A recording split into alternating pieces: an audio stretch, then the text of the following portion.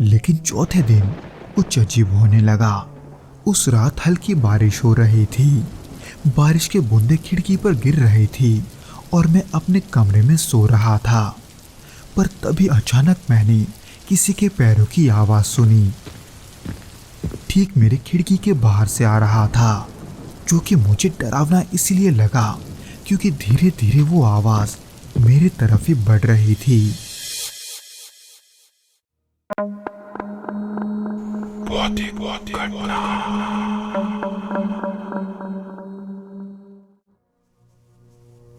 ये बात 2006 की गर्मियों की है। मैं अपने मामा के गांव दुर्गापुर पहली बार गया था, जो कि पश्चिम बंगाल में है, जहाँ चारों तरफ हरियाली और सुकून भरा वातावरण था। लेकिन उस सुकून के पीछे कुछ ऐसा था जिसे मैं तब महसूस नहीं कर पाया। मेरे मामा का गांव के छोर पर था। हालांकि उनका घर छोटा और पुराना था, पर मामा और मामी ने मुझे बड़े ही प्यार से रखा। उनके बेटे सचिन से मेरी जल्द ही दोस्ती हो गई, जो कि मेरी ही उम्र का था। सचिन ने मुझे गांव की गलियां, तालाब और खेत दिखाए, लेकिन एक जगह वो मुझे कभी नहीं ले गया। गांव के उस पुराने पीपल के पेड़ के पास, जहां से ये सब शुरू हुआ था और जहां पर मैं इन सब से पहले ऐसे ही घूमते हुए गया था। दरअसल बात ये थी कि जब मैं दोपहर को खेतों की तरफ से लौट रहा था, तब उस चिड़चिड़ाते धूप से बचने के लिए मैं उस पेड़ के नीचे गया था, जिसके बारे में मैंने किसी को इसलिए नहीं बताया क्योंकि ये किसी को बताने वाली बात नहीं थी। पर ठीक उसी शाम जब मैं और सचिन तालाब के किनारे बैठे थे, मैंने मजाक में सचिन से उस पेड़ के बारे में पूछा, क्योंकि वो तालाब के पास आते वक्त भी उस पेड़ के करीब से नहीं आना चाहता था। इसीलिए जैसे ही उसने मेरा सवाल सुना, उसने जल्दी से बात को पलट दिया। न जाने क्यों वो मुझसे उस बारे में बात नहीं करना चाहता था। हालांकि इन सब के बाद भी कुछ दिनों तक तो सब कुछ ठीक था। सुबह खेतों की सैर और दोपहर को आम के पेड़ के नीचे सुस्ताना, इन सब ने मुझे उन सब के बारे में भूलने पर मजबूर कर दिया था। लेकिन चौथे दिन कुछ अजीब होने लगा। उस रात हल्की बारिश हो रही थी। बारिश के बूंदे खिड़की पर गिर रही थी और मैं अपने कमरे में सो रहा था। पर तभी अचानक मैंने किसी के पैरों की आवाज सुनी। ठीक मेरे खिड़की के बाहर से आ रहा था, जो कि मुझे डरावना इसलिए लगा क्योंकि धीरे धीरे वो आवाज मेरी तरफ ही बढ़ रही थी। हालांकि जब मैंने खिड़की के बाहर देखा तो वहां सिवाय अंधेरे और बारिश के कुछ नहीं था। पर हैरानी तो मुझे तब हुई जब अगली सुबह मैंने खिड़की के पास कीचड़ में बने गीले पैरों के निशान देखे, जो खिड़की के पास आकर गायब हो गए थे। हालांकि जब मैंने ये सब सचिन को बताया तो उसने थोड़ी देर चुप रहने के बाद ये कहा कि शायद ये कोई जानवर होगा, लेकिन तब उसकी आवाज को सुनकर ऐसा लग रहा था कि वो कुछ छुपा रहा है। इसके बाद रातें और भी अजीब होती गई। कभी कोई मेरा नाम लेकर पुकारता तो कभी मुझे खिड़की के पास दस्तक की आवाज सुनाई देती।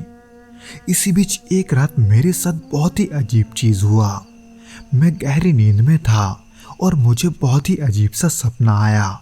हालांकि तब मुझे ये नहीं पता था कि ये एक सपना है, क्योंकि वो सब बहुत ही असली लग रहा था, जिसमें मैंने देखा कि मैं अकेले अपने कमरे में हूँ, जहाँ पर मुझे उसी तरह की चलने की आवाज आ रही थी जो मैंने कुछ रात पहले सुनी थी।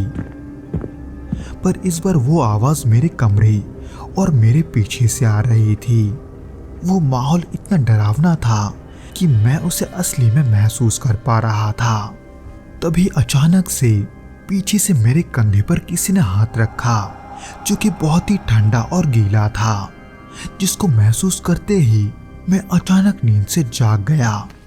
पर जब मैं नींद से जागा तब मेरे दिल की धड़कनें बहुत तेज थी, जैसे कि वो सब मेरे साथ वाकई में हो रहा था। पर जैसे ही मैं दोबारा लेटा, मैंने महसूस किया कि मेरे बाएं तरफ का टी शर्ट कंधे के ओर से गीला है और एकदम उसी जगह से जहां पर सपने में किसी ने मेरे कंधे पर हाथ रखा था। पर यह कोई इत्तेफाक था या हकीकत, मैंने इस सोच में परेशान होकर इसके बारे में किसी को नहीं बताया, यहाँ तक कि सचिन को भी नहीं, जबकि मैं अंदर से बहुत डरा हुआ था। और न जाने क्यों पिछले रात के बाद से मेरा मन उसी पीपल के पेड़ के पास जाने को कर रहा था। हालांकि मैं जाता तो नहीं था, लेकिन मुझे उसके वजह से एक अजीब सी बेचैनी होती थी। लेकिन एक रात फिर से मैंने एक अजीब सा सपना देखा, जिसमें मैं उसी पीपल के पेड़ के पास खड़ा था, जिसके बाद से मेरे साथ और भी अजीब घटनाएं होने लगी। न जाने क्यों मुझे ऐसा लगता था कि मेरे साथ कोई और भी है। मेरा शरीर ही मुझे पहले से भारी लगने लगा था और अचानक मेरा भूख प्यास भी पहले से बहुत बढ़ गया था। फिर एक रात जब पूरे घर में सब सो चुके थे, मुझे लगा कि कोई मेरे बिस्तर के पास खड़ा है और तभी एक ठंडी हवा का झोंका मेरे गर्दन के पास से गुजरा और ऐसा लगा जैसे किसी ने मुझे छुआ हो। पर जैसे ही मैं एकदम से उठकर खड़ा हुआ तो कमरे में कोई नहीं था, जबकि कमरे में एक ठंड का माहौल बना हुआ था। कई दिनों तक इन सब से परेशान होकर आखिर में मैंने मामा से इसके बारे में बात की। हालांकि ऐसा होने का क्या कारण है, उन्होंने इस बारे में मुझे कुछ नहीं बताया और ना ही उस पीपल के पेड़ के बारे में। उन्होंने मुझसे बस इतना कहा कि गांव के कुछ लोग पहले भी इस तरह की घटनाओं का सामना कर चुके हैं, जिसको कहकर वो मेरे परेशानी का उपाय करने लगे। मामा ने मुझसे कहा कि मुझे उनके साथ उसी पीपल के पेड़ के पास जाकर एक छोटा चढ़ावा चढ़ाना है, पर क्यों इसका कारण मुझे आज भी नहीं पता। पर ये काम करने के बाद एक पंडित के पास जाकर उन्होंने मेरा नजर उतरवाया और फिर हम घर चले गए। उसके बाद से मुझे वैसा महसूस होना और उन अजीब सपनों का आना बंद हो गया। तो दोस्तों, आज के इस पहले घटना के बाद बिना किसी देरी के हम दूसरे घटना की ओर बढ़ते हैं।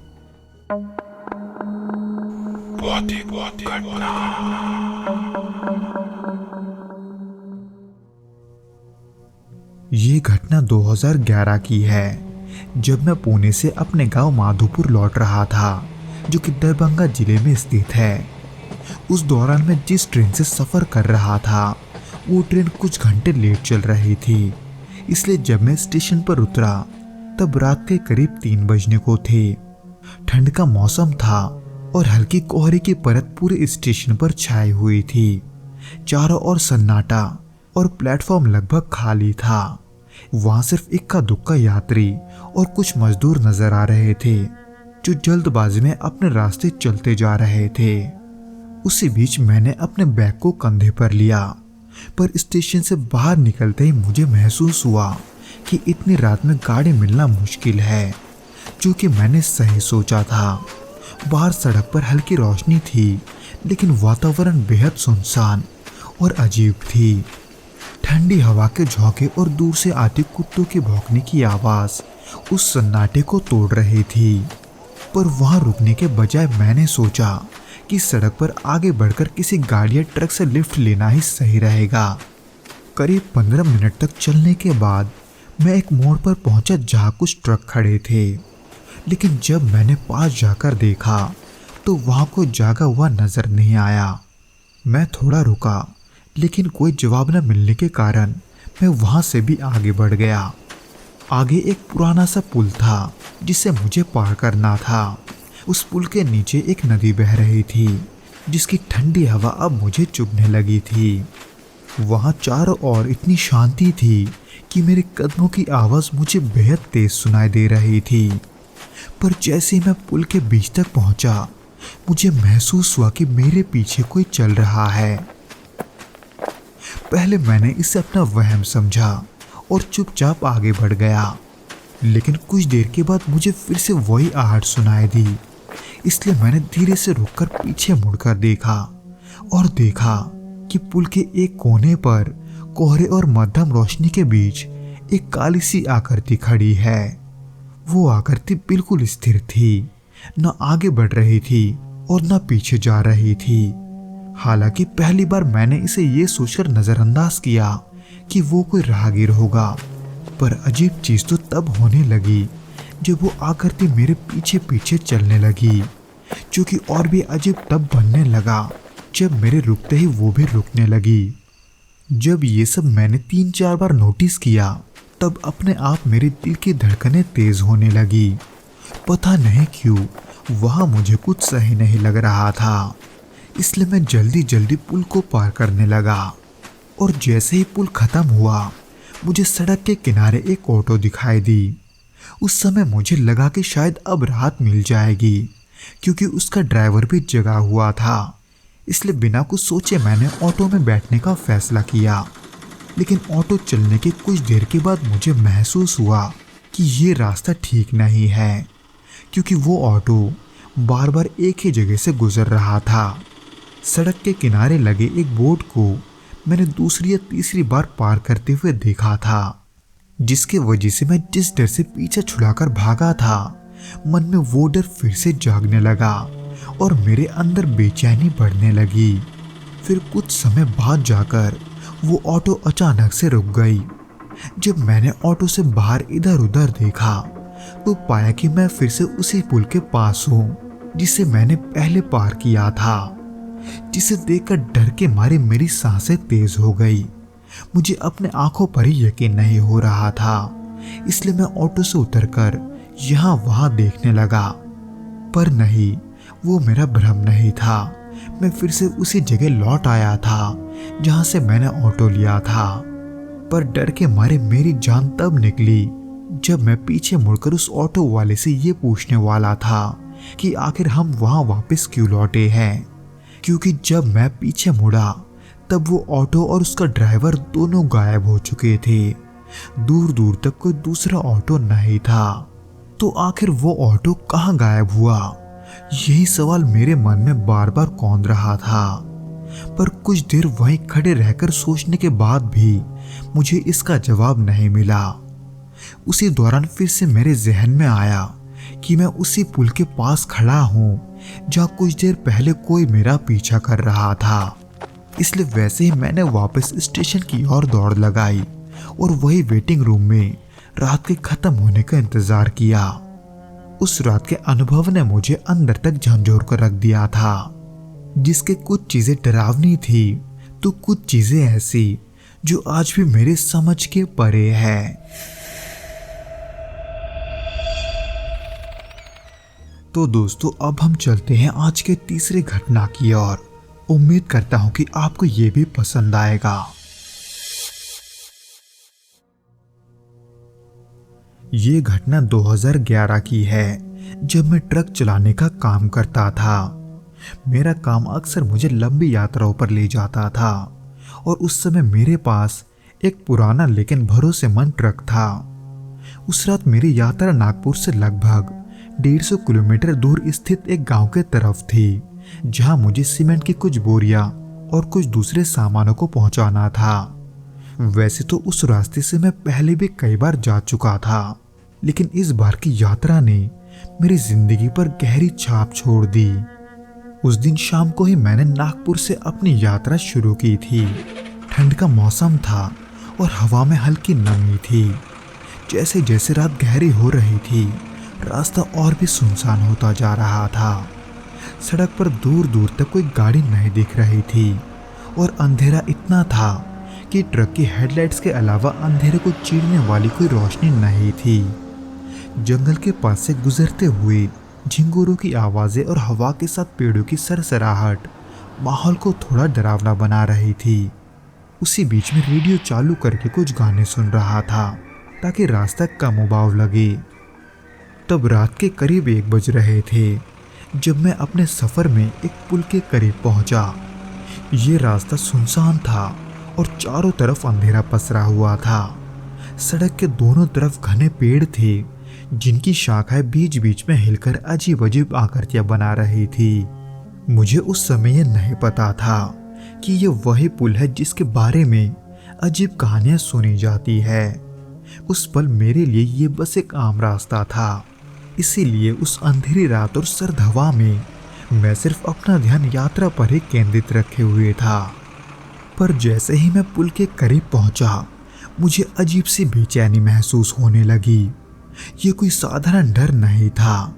वहां ऐसा लग रहा था जैसे किसी ने मेरी छाती पर कोई भारी पत्थर रख दिया हो। पर शुरू में मैंने इसे थकावट समझकर नजरअंदाज किया और गाड़ी की रफ्तार थोड़ी धीमी कर दी, क्योंकि पुल के पास पहुंचते ही मैंने देखा कि वहां कुछ बच्चे खेल रहे हैं। ये देखकर मैं चौंक गया था, क्योंकि इतनी रात में जब तापमान गिर चुका था और चारों तरफ अंधेरा था, उसके बीच आखिर वो बच्चे क्यों खेल रहे थे। मैं गाड़ी की रोशनी में स्पष्ट रूप से उन बच्चों को पुल के बीचों बीच दौड़ते हुए देख पा रहा था, जिनके पास पहुंचकर मैंने अपने ट्रक को धीमा किया और हॉर्न बजाया ताकि वे रास्ते से हट जाएं। लेकिन उन बच्चों ने मेरी तरफ कोई ध्यान नहीं दिया। वो ऐसे खेल रहे थे जैसे मैं वहां था ही नहीं। ये देखकर मैंने ट्रक को रोकने का फैसला किया, पर मेरे इंजन को बंद करते ही चारों तरफ अजीब सा सन्नाटा छा गया। यहाँ तक कि झिंगुरों की आवाज भी अब सुनाई नहीं दे रही थी। सिर्फ हवा की सरसराहट और दूर कहीं से उल्लू की हल्की आवाज आ रही थी। पर वो बच्चे आखिर गए कहाँ, ये देखने के लिए मैंने ट्रक से बाहर झांकने की कोशिश की। लेकिन जैसे ही मैंने ट्रक का दरवाजा खोला, एक अजीब सी ठंडक मेरे शरीर में समा गई। ऐसा लग रहा था जैसे किसी ने मुझे बर्फ के पानी में डुबो दिया हो। और वो बच्चे जिन्हें मैं ढूंढ रहा था, वो मुझसे कुछ ही दूरी पर मेरी तरफ पीठ करके खेल रहे थे। लेकिन तभी मैंने कुछ ऐसा देखा जिसने मेरे होश उड़ा दिए। यानी कि वो बच्चे जो मेरे सामने खेल रहे थे, वो धीरे धीरे धुंध में गायब होने लगे। ये देखकर मेरा शरीर अचानक जैसे सुन पड़ गया था। मुझे समझ नहीं आ रहा था कि ये क्या हो रहा है, पर डर के उस एहसास के वजह से मैंने जल्दी से ट्रक का दरवाजा बंद करके इंजन को स्टार्ट किया। हालांकि मैं वहां से थोड़ा आगे निकल गया था, लेकिन गाड़ी चलाते वक्त मेरे हाथ कांप रहे थे और मेरा दिल जोर जोर से धड़क रहा था। मैं अब बस किसी भी तरह से उस पुल से दूर जाना चाहता था। पर जब मैं पुल को पार करने की कोशिश कर रहा था, तब ऐसा लग रहा था जैसे गाड़ी पर किसी भारी चीज का वजन आ गया हो, क्योंकि ट्रक की रफ्तार अचानक कम हो गई थी और इंजन जोर से आवाज करने लगा था। पर फिर भी मैं इस उम्मीद में आगे बढ़ता रहा कि उस पुल को पार करते ही ये सब रुक जाएगा। लेकिन जैसे मैंने पुल को पार किया, मुझे ट्रक के अंदर से बच्चों की आवाज सुनाई दी। लेकिन ये हंसी मासूम नहीं थी, बल्कि वो गूंजती हुई खिलकारियां बहुत खौफनाक थी। हालांकि जब मैंने शीशे में पीछे देखा तो ट्रक में कोई नहीं था, पर उसके बावजूद भी उस हंसी को सुनकर मेरा पूरा शरीर बेजान हो चुका था। ऐसे मानो कि मुझ में थोड़ी सी भी शक्ति नहीं बची थी। पर फिर भी हिम्मत करके मैंने तेजी से गाड़ी भगाई और गांव की तरफ बढ़ने लगा। लेकिन उस रात का डर मेरा पीछा नहीं छोड़ रहा था। रास्ते भर में मुझे ऐसा लग रहा था जैसे कोई मेरे गाड़ी के पीछे दौड़ रहा है, जिसके वजह से मैं शीशे की तरफ बार बार देख रहा था, लेकिन हर बार वहां सिर्फ अंधेरा था। हालांकि मैं जैसे तैसे गांव तक तो पहुंच गया था, पर गांव पहुंचकर जब मैंने ट्रक को रोका और नीचे उतरा, तब मेरे पैर कांप रहे थे और मेरे माथे पर पसीना था। मैंने कुछ देर तक अपने आप को संभालने की कोशिश की, लेकिन उस डरावने अनुभव ने मुझे झकझोर कर रख दिया था। उस रात के बाद मैंने उस रास्ते पर अकेले रात में जाने की हिम्मत नहीं की।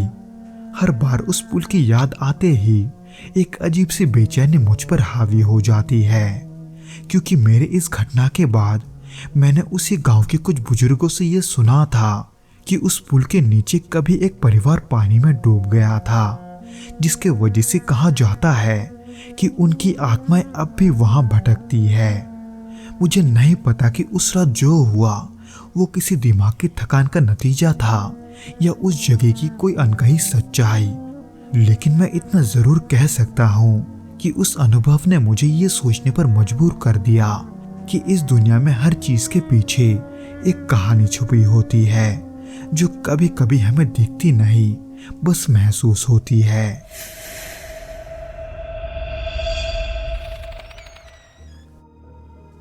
तो दोस्तों, अब हम चलते हैं आज के चौथे घटना की ओर, जो कि ऐसे ही रहस्यों और डरावने पलों से भरा हुआ है।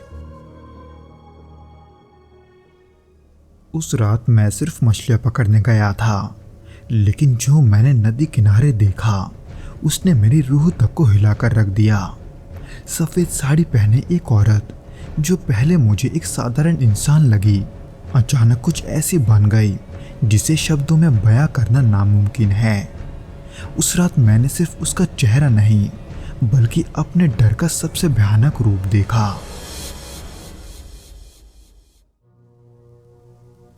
ये घटना 2014 की है। उस समय मैं अपने छोटे से गांव का एक साधारण मछुआरा हुआ करता था, और वहां रहने वाले बाकी लोग भी मेरे तरह ही अपनी रोजी रोटी के लिए खेती और मछली पकड़ने पर निर्भर थे। मैं सुबह शाम नदी किनारे जाल डालता और जो भी मछलियां पकड़ता उन्हें गांव के पास लगने वाले बाजार में बेच देता। हमारा जीवन कठिन तो था, लेकिन सादा और शांतिपूर्ण था। ये काम कठिन इसलिए था क्योंकि हम मछुआरे अक्सर रात में भी मछली पकड़ने जाया करते थे, क्योंकि उस समय नदी शांत होती और मछलियां जाल में आसानी से फंस जाती थी। इसी बीच एक रात की बात है जब मैंने तय किया कि मैं देर रात नदी में जाकर मछली पकड़ूंगा, क्योंकि उस दिन मैंने सुना था कि अगले दिन गांव के पास एक बड़ा बाजार लगने वाला है। इसलिए मैंने सोचा कि अगर मैं रात में मछलियां पकड़ लूं तो सुबह सुबह उन्हें बेचकर कुछ पैसे कमा सकता हूं। ये सोचकर मैंने अपनी टोकरियां और मछली पकड़ने का जाल तैयार किया और रात को करीब 1:30 बजे घर से निकल पड़ा। गांव की गलियां उस समय बिल्कुल सुनसान थी। चारों ओर झिंगुरों की तेज आवाज और पास के नदी से मेंढकों की टर टर की आवाजें कानों में गूंज रही थी। आसमान साफ था और चांद अपनी पूरी रोशनी के साथ चमक रही थी, और उसी रोशनी में मैं अपने नाव पर बैठा और धीरे धीरे गहरे पानी की ओर बढ़ने लगा। नदी के गहरे पानी तक पहुंचने में मुझे लगभग 15 मिनट का समय लगा था, और जब मैं वहां पहुंचा तो वहां आसपास कोई नहीं था। चारों ओर सिर्फ घना सन्नाटा था। इसीलिए उसे ही सही जगह समझकर मैंने अपना जाल पानी में डाला और बैठकर इंतजार करने लगा।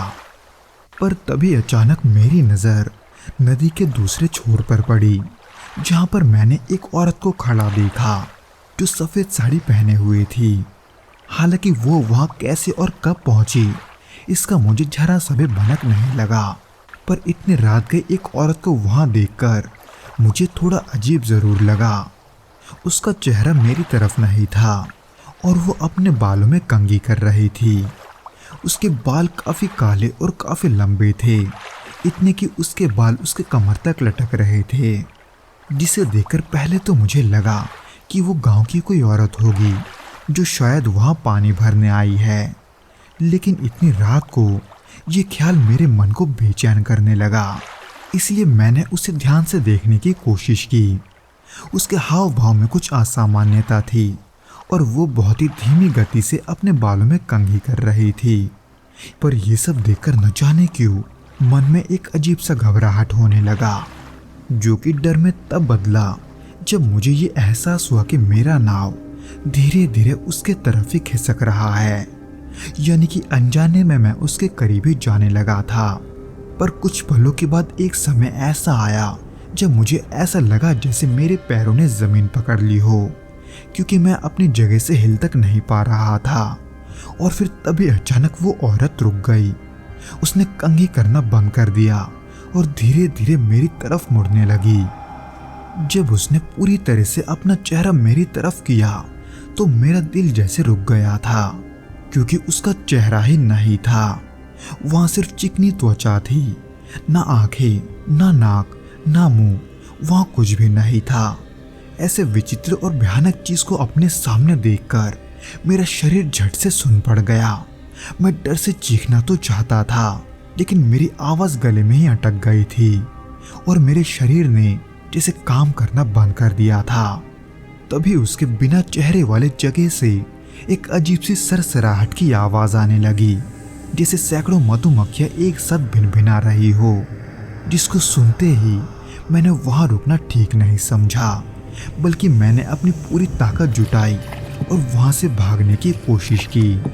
पर डर का सिलसिला मानो खत्म होने का नाम नहीं ले रहा था, क्योंकि देखने में तो मैं वहां से नाव को भगाते हुए काफी दूर आ चुका था, पर न जाने कैसे रास्ते भर मेरे कान में वही अजीब सी आवाज गूंज रही थी, जिसके वजह से मुझे ऐसा लग रहा था कि वो औरत अब भी मेरे आसपास है।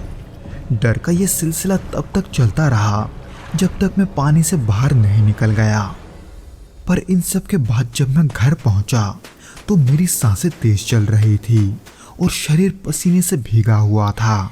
मेरी हालत को देखकर मेरी पत्नी भी ये जानना चाहती थी कि मुझे क्या हुआ है, लेकिन मैं कुछ बोल ही नहीं पा रहा था।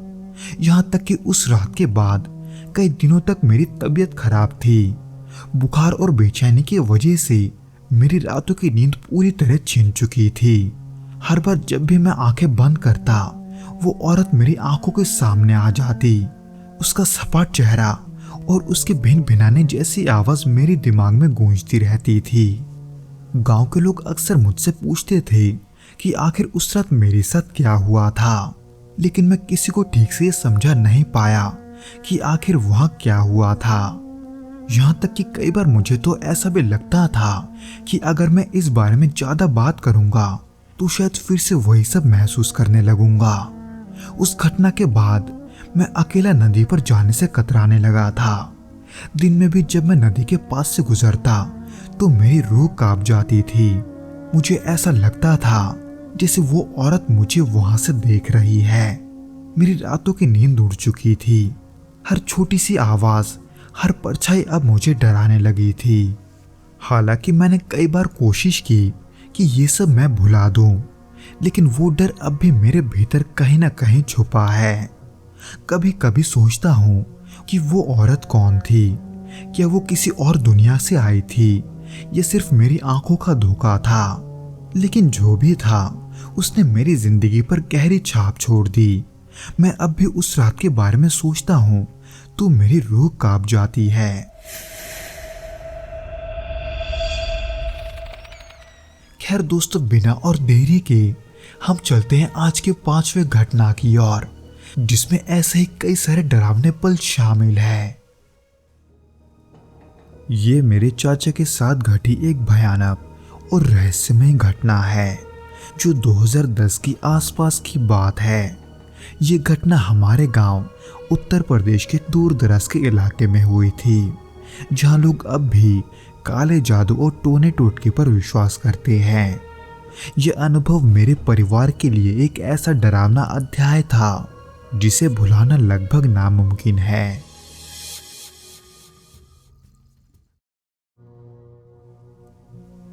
मेरे चाचा, जिन्हें हम प्यार से राम चाचा बुलाते थे, गांव में एक खुश मिजाज और मेहनती इंसान के रूप में जाने जाते थे।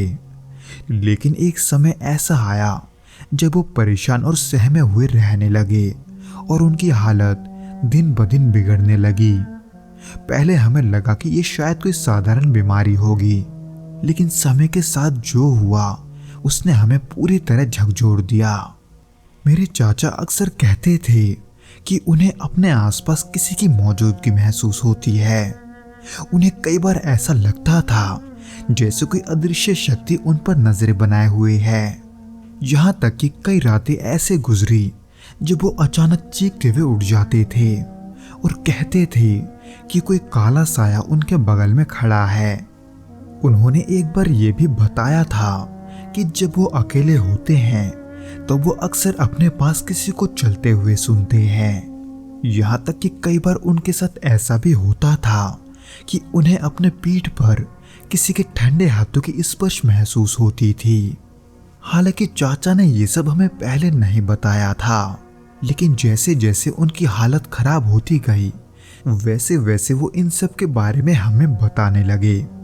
हालांकि हमें पहले ये लगा था कि ये उनका वहम होगा, पर धीरे धीरे उनकी ये स्थिति और भी बुरी होती गई, क्योंकि उन्होंने खाना पीना यहाँ तक कि सोना भी छोड़ दिया था जिसको लेकर वो अक्सर कहते थे कि वो साया उन्हें खाने नहीं दे रहा, और वो जब भी सोने की कोशिश करते हैं वो साया उन्हें जगा देता है। करीब 1 आध महीने तक ऐसे चलने के बाद उनकी आंखों के नीचे गहरे काले घेरे बन गए थे।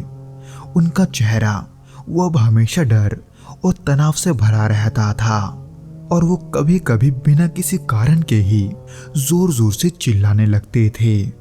यहाँ तक कि वो शारीरिक रूप से इतने कमजोर हो गए थे कि उनके लिए बिना किसी के सहारे चलना भी मुश्किल हो गया था। उनको देखकर ऐसा लगता था जैसे उन्हें कोई बहुत बड़ी बीमारी हो गई हो। इसलिए मेरे दादाजी चाचा को लेकर एक तांत्रिक के पास गए, ये सोचकर कि शायद उनके पीछे किसी बुरे आत्मा का साया है। लेकिन जब वो तांत्रिक उस साए को दूर करने की कोशिश कर रहे थे, तब उनके रस्म के बीच एक रुकावट आ गई, जिसे देखकर वो तांत्रिक ये समझ चुके थे कि ये मामला कुछ और ही है। चाचा पर कुछ और विधियों को करने के बाद उस तांत्रिक से दादाजी को ये पता चला कि चाचा पर किसी ने काला जादू किया है, पर किसने ये वो तांत्रिक नहीं बता पाया। उन्होंने सिर्फ कुछ रस्में करके चाचा को कुछ तावीज दिए थे ताकि वो साया फिर से उनके करीब ना आ सके। पर बदकिस्मती से इसके कुछ दिनों के बाद ही चाचा को वो काला साया फिर से सताने लगा था। अक्सर रात के समय चाचा को ये महसूस होता था कि उनकी छाती पर कोई बैठा हुआ है। इसी वजह से उन्हें घुटन भी महसूस होती थी, और न जाने क्यों उन्हें गले के उस जगह पर ज्यादा जलन महसूस होता था जहां तावीज बंधे होते थे। इसीलिए इन सब घटनाओं को दोबारा महसूस करने के बाद दादाजी फिर से उन्हें उसी तांत्रिक के पास ले गए, जिनको सभी घटनाओं के बारे में फिर से बताने के बाद दादाजी को ये पता चला कि जो तावीज चाचा के गले में है वो उनकी रक्षा के लिए है। इसलिए उस तावीज को उनके गले से हटाने के लिए वो बुरी शक्ति ये सब कर रही है। इसीलिए उनके ये सख्त आदेश थे कि उस तावीज को किसी भी हालत में गले से नहीं निकालना। पर आखिर इन सब को रोकना कैसे है, ये उस समय उस तांत्रिक को नहीं पता था। इसलिए इसके कुछ दिनों बाद उस तांत्रिक ने हमारे घर में कदम रखा। वहां पर कुछ पूजा पाठ करने के बाद उन्होंने घर का चारों तरफ से मुआयना किया, और घर के एक कोने पर जाकर उन्होंने पाया कि वहां कुछ गलत है। इसलिए वहां पर उन्होंने हमें खुदाई करने का आदेश दिया। लेकिन जैसे हमने खुदाई शुरू की, जमीन से हल्की सड़ी हुई गंध आने लगी। खुदाई थोड़ी गहरी होने के बाद वहां से एक गहरे रंग के कपड़े में एक पोटली निकला, जो गीला और कीचड़ से सना हुआ था।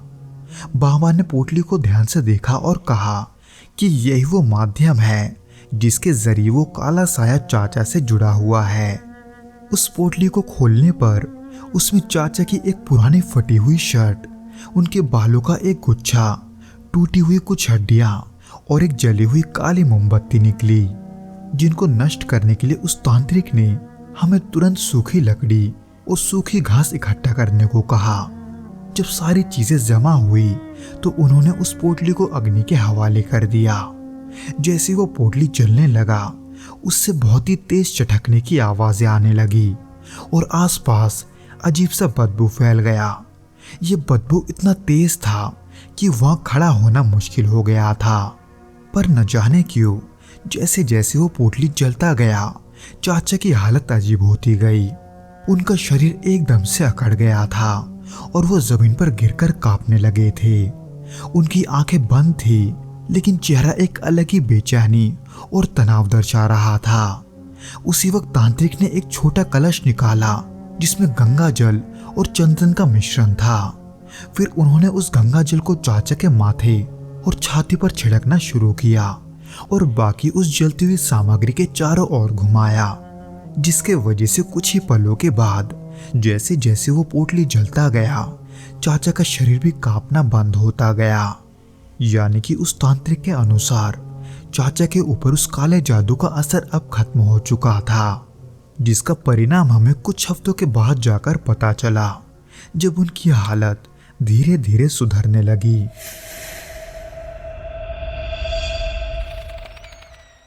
तो दोस्तों ये तो था वो घटना जो कि दिनेश जी के चाचा जी के साथ घटा था। उम्मीद करता हूँ कि आपको ये पसंद आया होगा, और अगर आया हो तो प्लीज़ इस वीडियो को लाइक करके इसे अपने दोस्तों के साथ शेयर ज़रूर करना, और हमें कमेंट करके ये ज़रूर बताना कि आपको ये वीडियो कैसा लगा।